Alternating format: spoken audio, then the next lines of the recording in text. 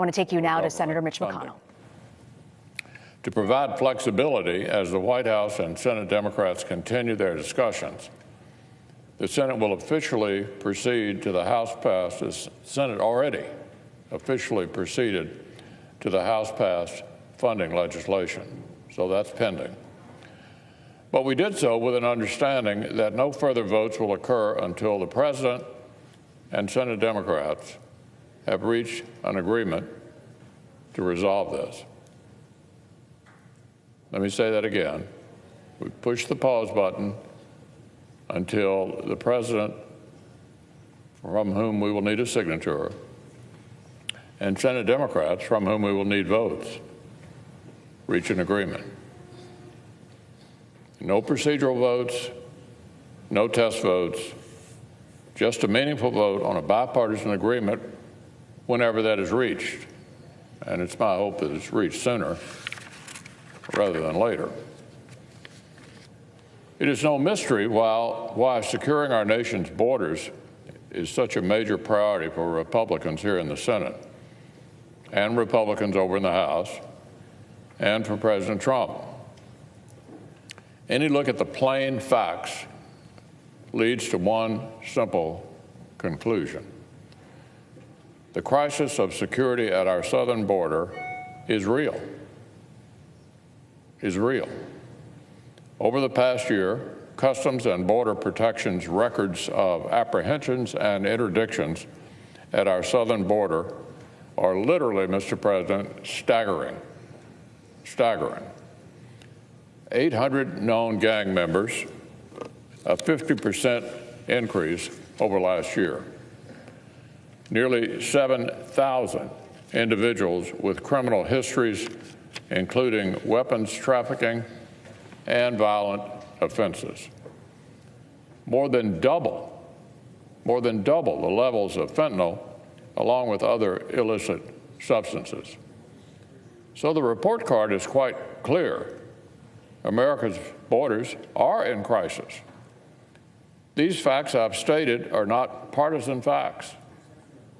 They aren't ideological.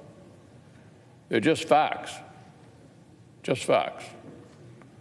They don't describe the Republican Party's version of events or the president's version of events. They describe reality. So one would think that securing our homeland, controlling our borders, and protecting the American people would be bipartisan priorities. Uncontroversial, common sense, bipartisan priorities, a core duty of any nation's government. And here's the interesting thing. Until very, very recently, Mr. President, that seemed to be the case. Back in 2006, Democrats were perfectly happy to support hundreds of miles of physical barriers along the border. 26 Democrats voted for the bill, including then Senator Obama, then Senator Clinton, and my good friend, the current Democratic leader from New York. But what about more recently? Earlier this year, Mr. President, the Democratic leader offered $25 billion for physical barriers in his negotiations with the president. 5 times as much as the White House is reasonably requesting right now. And that was just earlier this year. Republicans in the House and in the Senate believe the House's provision for $5 billion in border funding plus additional disaster funding was completely reasonable. I was glad to vote to advance that legislation yesterday.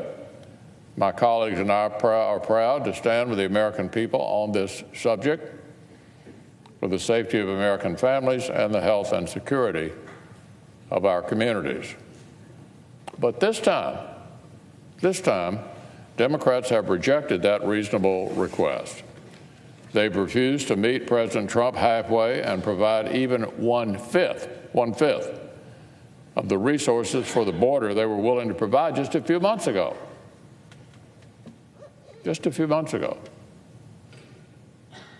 There's no bright line of principle that separates hundreds of miles of physical barriers in 2006 from new physical barriers in 2018.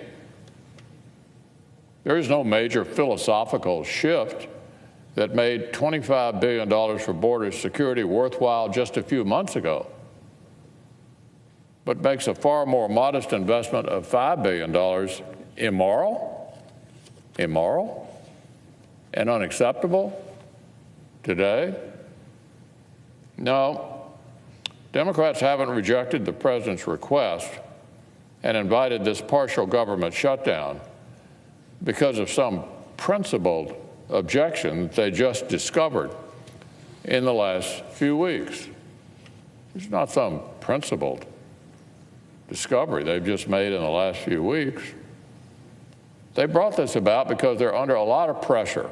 We all know this, from their far left, and feel compelled to disagree with the president on almost anything, and certainly this. So that's where we are, but we don't need to be here for long. In order to get us out of this mess, a negotiated solution will need to check these boxes. It's really simple, Mr. President, really simple. It will need the support of 60 senators, which will obviously include a number of Democrats. It will need to pass the House, and it will need a presidential signature. That's how we make a law in this situation. 60 votes in the Senate, majority in the House, and President Trump's signature. That's what's needed.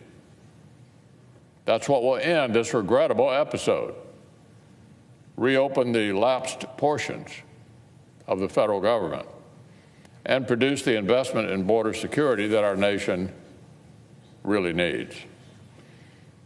So I'm glad that productive discussions are continuing at this hour between my friend, the Democratic leader in the House, and the White House. When those negotiations produce a solution that is acceptable to all of those parties, it will receive a vote here on the Senate floor.